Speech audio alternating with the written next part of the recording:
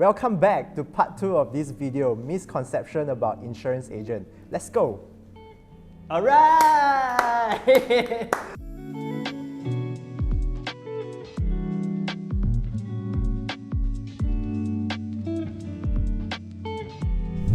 Do you catch up with your clients to sell them more things or generally catch up with them? What do you think that your client think when you start calling them? So like example, do you call your client very often and your client pick up your phone call and hey, what you want to sell me again? Yeah. Let's talk from a more new perspective, someone that's less experienced. Just a Grace now. Grace. Grace is new, New but not very new also. relatively newer. Yeah. Than all of us here lah. So how when you call your Yeah. friends, what they say? Okay, so all of us have finite time, right? And it's just part of life that you have a bunch of friends that you haven't met up for quite some time. So when I actually call them to meet up with them, ask them out for coffee or a meal, it's because I genuinely want to reconnect with them. Because we still have some form of shared experiences, things that we can look back at and laugh at, right? But of course now it's a very different phase of life. It's common for us to get busy with work and drift apart now. Yeah, some of them even get married, have kids and all that. Yeah, so usually my intention is previously I really avoid talking about business completely, but I soon realized, right, that if I see them as friends that I truly like to help or value add to them, then there is no reason for me to feel paiseh about it. And actually some of them also know that I'm in this industry and they might also ask me before I even bring it up. So I thought that, hey, that was actually, just a very nice catch up about life and about our jobs and what challenges we face, and it's just very day-to-day topics that we talk about.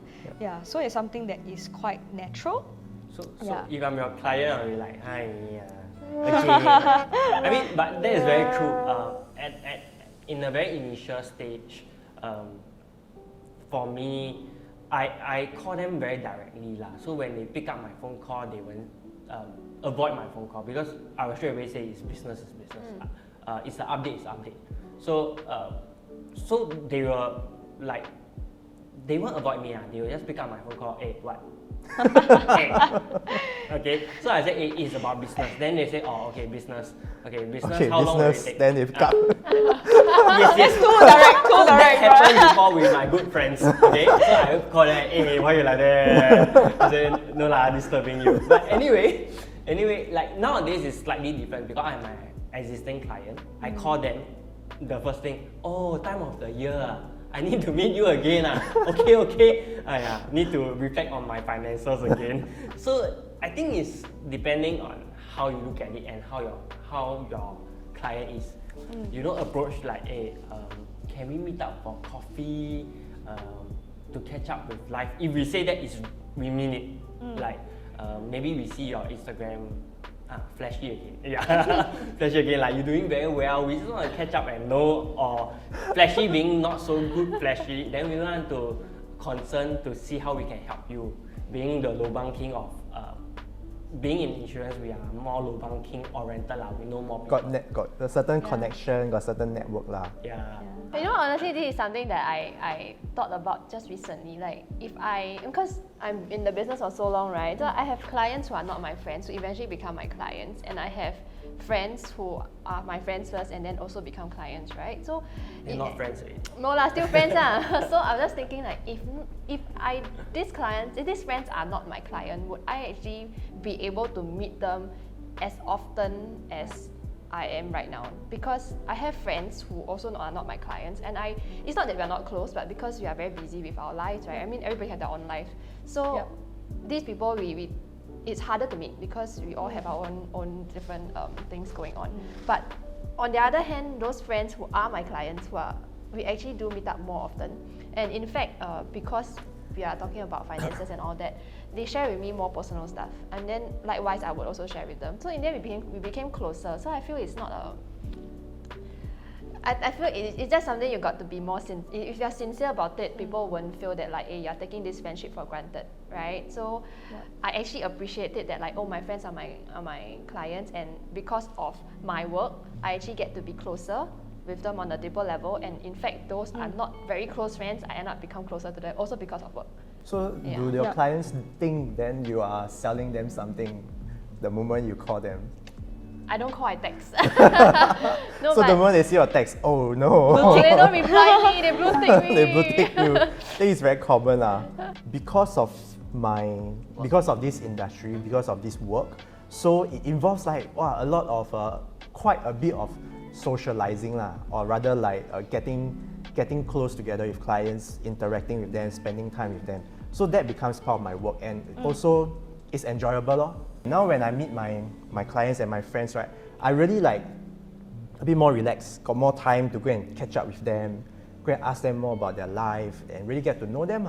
Then after that, when we discuss about their portfolio and if got anything that needs to be changed, right, the paperwork can be done like digitally, right? Like 20 minutes settle. Don't have to like scramble and then settle in front at that point in time. Yeah. So okay lah. So I would think if in that sense they won't feel that like, I call them means is to sell them something lah. So you all catch the whole point is that you think. So I think you all don't know.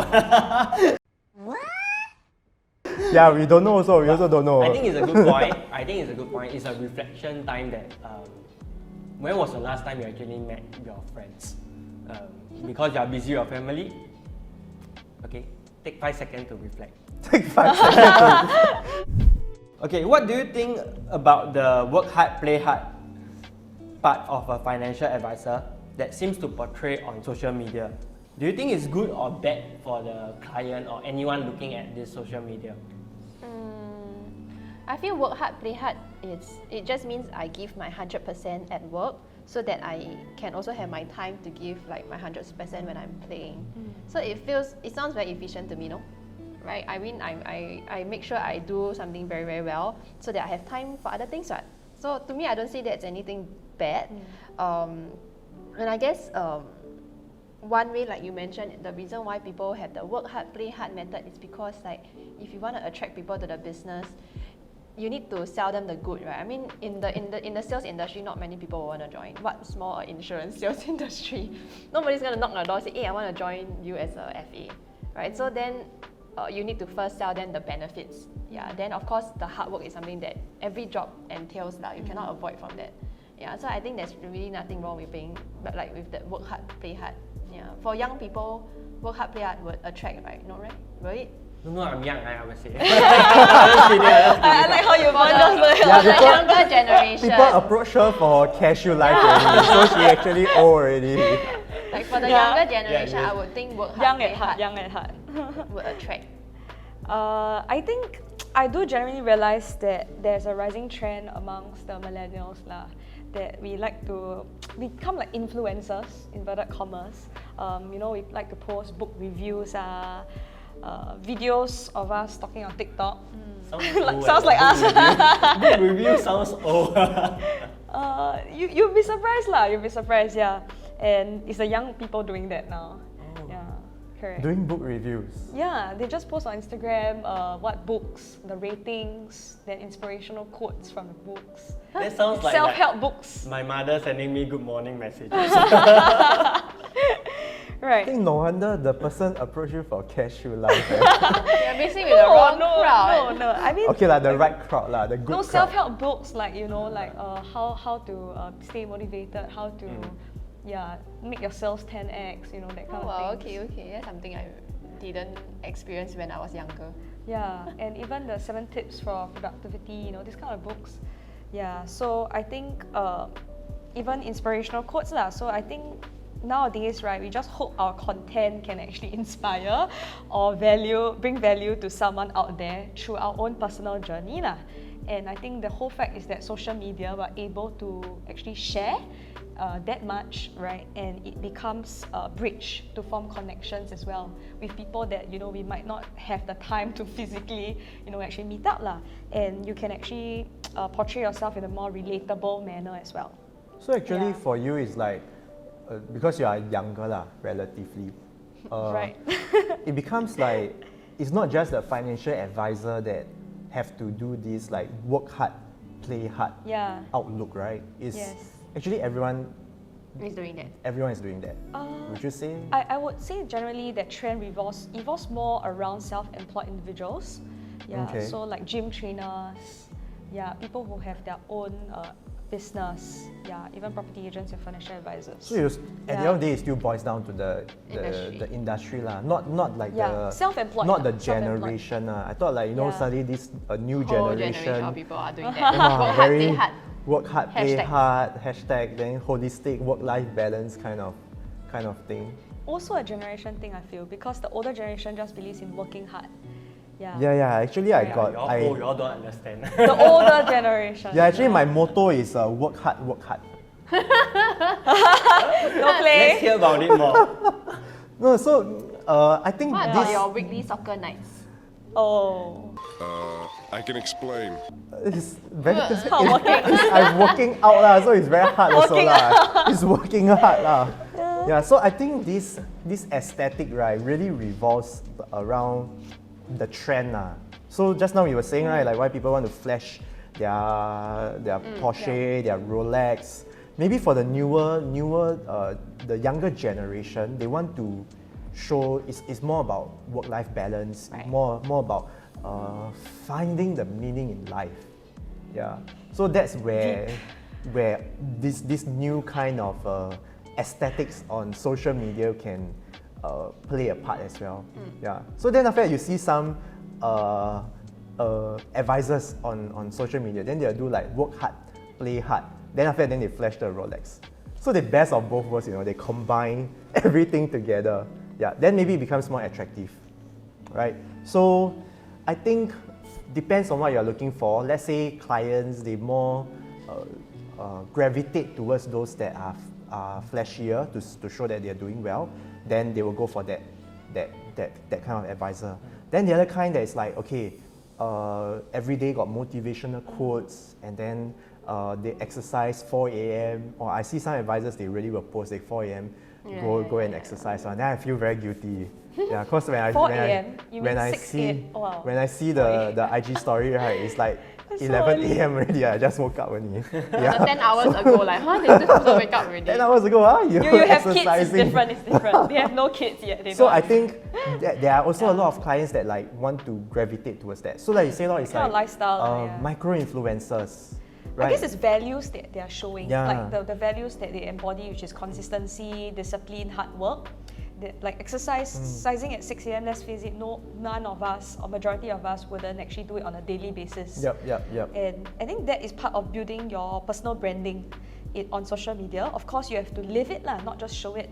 So ultimately, I think it's still important to be your authentic self on social media, what you portray, because people who are following your social media also know you in real life as well. Yeah, so I think the whole point about being in the self-employed business is also in a self-improvement business. And I think that's how when people see that, hey, this person is so disciplined and like I really feel inspired by his actions and I also want to do it. Yeah, so they gravitate towards the values that you portray as well, the lifestyle. So I think it also becomes a form of like accountability. Social media is a platform for accountability. So I see like FAs or even self-employed people, they actually, imagine you have like 1,000 followers on Instagram, right? And you actually post, let's say, a 30-day reading challenge, right? Oh, And- I sound tired. Sounds tiring already. Right, and or let's say a 30-day workout plan, and they actually post their daily or weekly videos. So it becomes a very effective tool of accountability as well. Personally, I feel that works for me. Yeah, in keeping me accountable. Yeah, I don't know if that works for you guys. I agree about accountable part, but I see in a different way lah. Okay, last time there's no social media, so when your agent is not very young, you don't know whether he's still around or not. So at least you see every week, my agent's still around working out. Never passed the business to the kid yet. Still him, Still healthy. Okay. Yeah. I know some advisors also, they will show that 1 a.m., 2 a.m., then they're still working, then like hustler, #hustler life, that kind of things. So then maybe people will they will say that like, well, I want you as my advisor because You're a you hustler. work is a priority for you. I know my portfolio is in good hands. Yeah. Then some is like the motivational now, like work hard, play hard. Oh, I aspire to have like, you know, the same financial freedom that you have. Not so much so turned off until, you know, with all the McLarens or the Lamborghini, but very holistic, right? Which I think the newer generation more strive towards that. Yeah. So actually, if you boil down to it, right, it's a marketing thing lah. Yeah. But more the main point, right, is really you're genuine, no? Yeah. So if it's really you, then it's you lah. It's your real life. If you're like Noah one, then maybe there's still a market for you, There's right? effort for them to do so lah. So ultimately, I would say that good or bad, there's no definition. It's like courtship. You like that person, you like that person. You don't like that person, they give you flowers, everything, you also don't like. Speaking from experience, is it? I love my wife. So why do insurance agents fail? When they don't work hard, play hard, they play hard, play hard. Okay, this time around I will start off lah. I think for me, I think fail is a very strong word. I won't define anything to be a failure or fail in life. I would just say that probably it's an experience or it's just not suitable. So like how insurance agent actually fail, it's more towards like they are just not suitable or they just don't earn enough in this industry. I mean, it's very relative lah. You could earn a lot, like 6K, but to them it's not a lot. Okay, so ultimately they might want their life change, they might want to have a different path of life. So I don't think it's a failure. And in fact, I encourage all the part-time uni students to embark this journey to learn how to do financial planning. Why I do say so? Not advertisement lah. Advertisement and promotion. I just want to Join say so our because internship. as uni students, right, this line really can have a lot of free time to plan and to meet your friends. Despite not being in the line, like as a salesperson, ultimately we need to share with our friends and family members and go to clients lah. But even though if you don't go in, you know how to do your own financial planning. That is very important. You realize that you know it, you think it's very normal at the starting age. When I was in uni, I asked around, no one knows except me. You'll be surprised that even your parents don't really know it very well. Okay, but the generation is changing lah. So it's good to equip yourself, which the school is not sharing. Then the second thing is you meet different kind of people, especially when you want to share it with your friends. You realize that like not everyone is so receptive about it. I think this is type of experience that you will want to learn in life. Then you realize when they grow older, when your friends start to grow older, they will actually be interested and find you. Then you're like, last time I find you, why you like hate me? Then I scared of you. I don't want to approach you like, no lah, last time I think you just want to sell me stuff.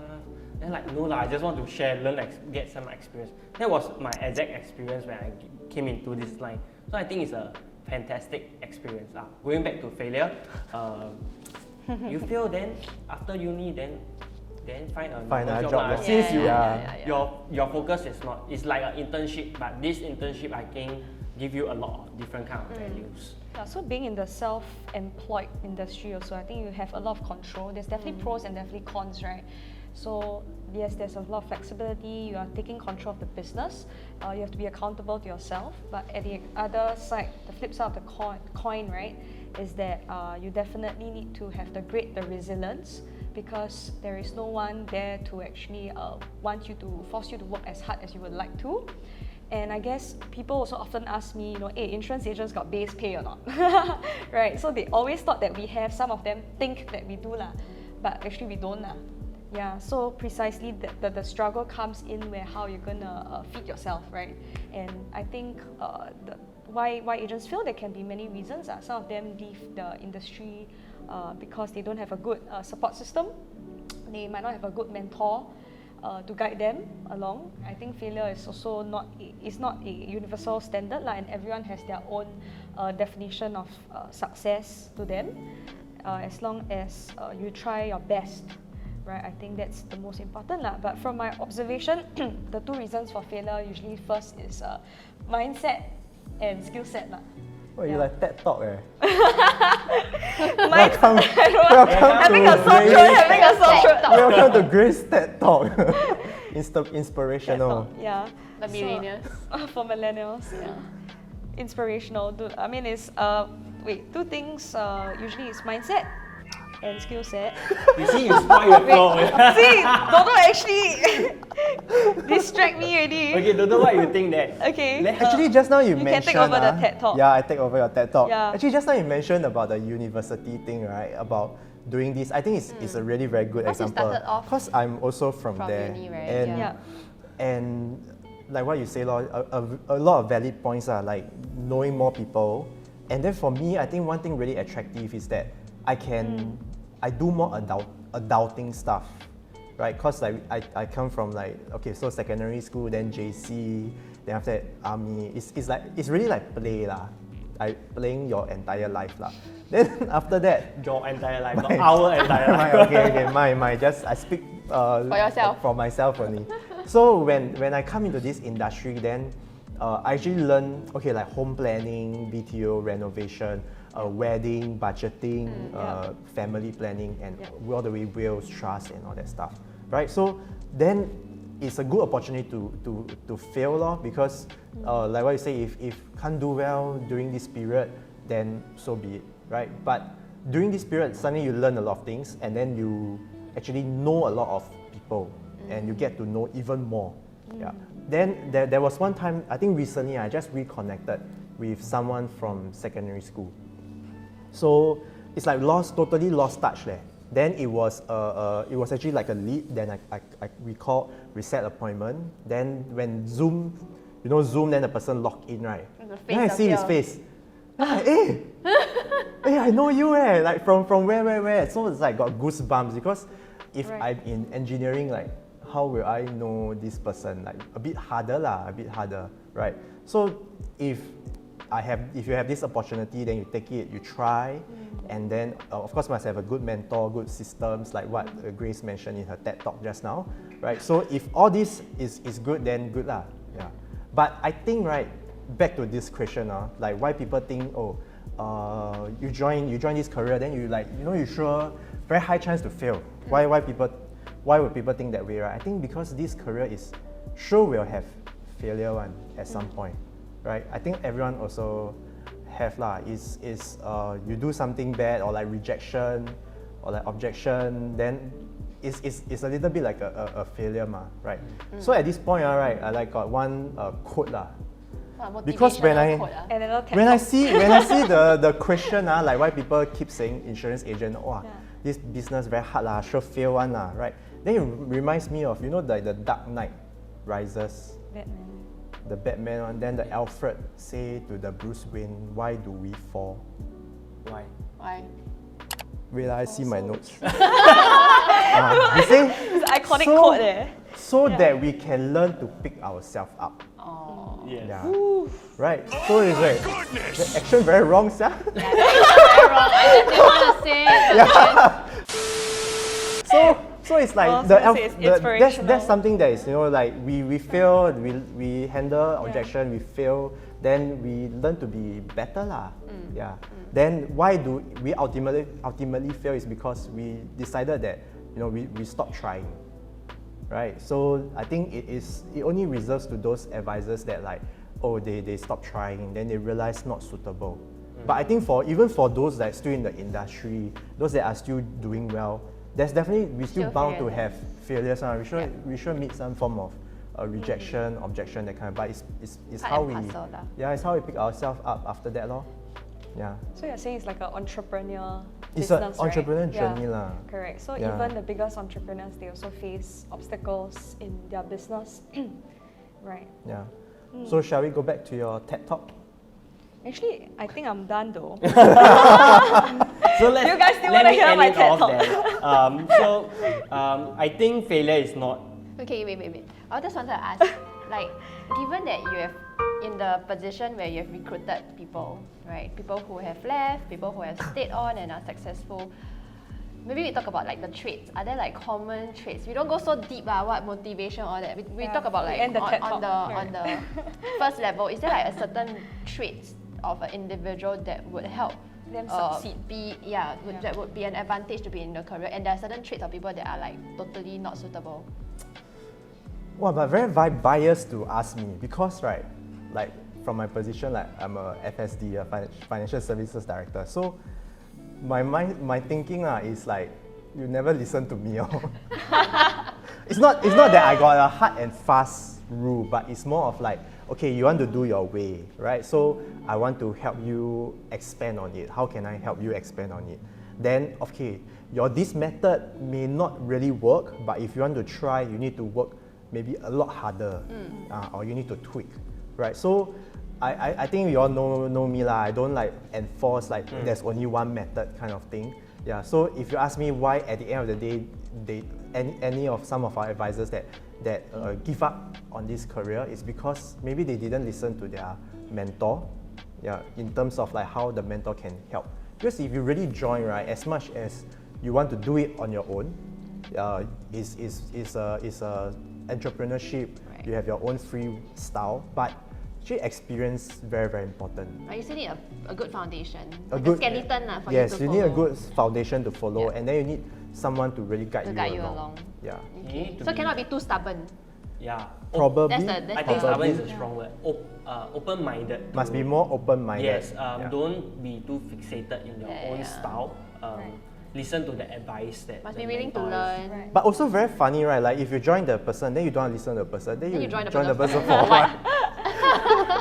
Yeah, so this is to all my advisors, yeah, you must listen, You see try, a we try. guilty look already, guilty look. Yeah. So I guess you've come to the end. We come to the end. Yes. So I would just like to end off. There's no failure in life. Okay, the failure is not trying to do anything or even doing anything. Oi, say. Oi. I don't get the I quote. don't get the quote. Okay lah, cancel away the quote okay. I just want to end off way. That's all we have for today's episode. We hope we have clarified some of the misconception you have, and hopefully from now on you'll appreciate your insurance agent more. So we'll look forward to seeing you guys another time. If you like the video, please share, like and subscribe. We'll see you. Bye.